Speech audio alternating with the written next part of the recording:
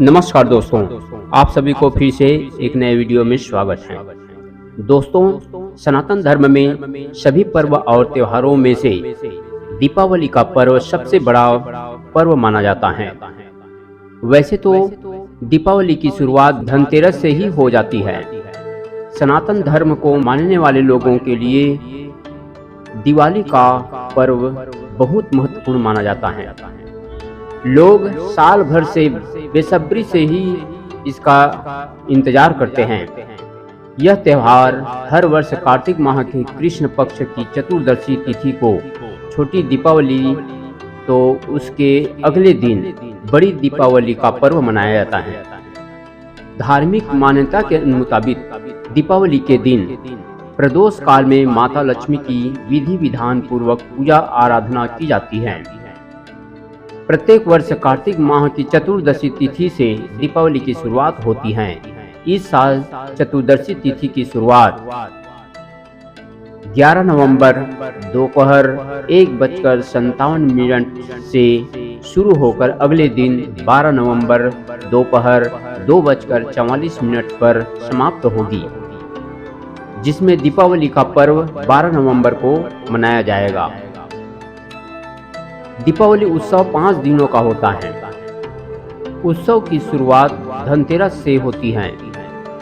इस दिन को धन त्रयोदशी के नाम से भी जाना जाता है। वहीं अन्य क्षेत्रों में त्योहार एक दिन पहले गोवत्स पूजा के साथ शुरू हो जाता है, यानी द्वादशी तिथि पर। अंत में 14वें दिन यानी चतुर्दशी तिथि लोग नरक चतुर्दशी मानते हैं, जिसे छोटी दिवाली के नाम से जाना जाता है। और अगले दिन यानी अमावस्या तिथि बड़ी दीपावली मनाई जाती है। लेकिन क्या आप जानते हैं छोटी दिवाली और बड़ी दिवाली में क्या अंतर है? यहाँ विस्तार पूर्वक आप सभी के बीच प्रस्तुत कर रहे हैं। आइए जानते हैं। भारतीय शास्त्रानुसार छोटी दिवाली के दिन राक्षस नरकासुर का वध हुआ था, जिसके बाद से ही छोटी दिवाली के दिन नरक चतुर्दशी का त्योहार मनाया जाने लगा। माना जाता है कि नरकासुर के वध के बाद उत्सव मनाते हुए लोगों ने दिए जलाए थे। तब ही से दीपावली से पहले छोटी दिवाली या नरक चतुर्दशी मनाई जाने लगी। आपको बता दें, नरकासुर भूदेवी और भगवान वराह का पुत्र था। हालांकि वह इतना विनाशकारी हो गया कि उसका अस्तित्व ब्रह्मांड के लिए हानिकारक साबित हुआ। वह जानता था कि भगवान ब्रह्मा के वरदान के अनुसार उसकी मां भूदेवी के अलावा और कोई उसे मार नहीं सकता, इसलिए वह संतुष्ट हो गया। एक बार उन्होंने भगवान श्री कृष्ण पर हमला किया और उसके बाद उनकी पत्नी सत्यभामा, जो भूदेवी का ही एक अवतार थी, उन्होंने बहुत जोश और साहस के साथ प्रतिशोध लिया और नरकासुर का वध किया।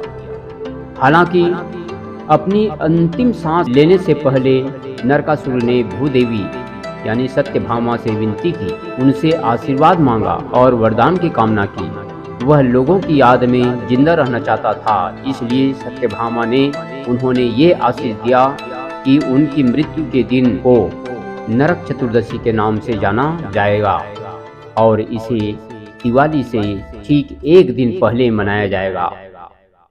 सत्यभामा ने नरकासुर को ये भी वरदान दिया कि जो भी कोई व्यक्ति नरक चतुर्दशी को मिट्टी के दिए जलाकर और अभ्यंग स्नान करेगा, उसे शारीरिक कष्ट से मुक्ति मिलेगी।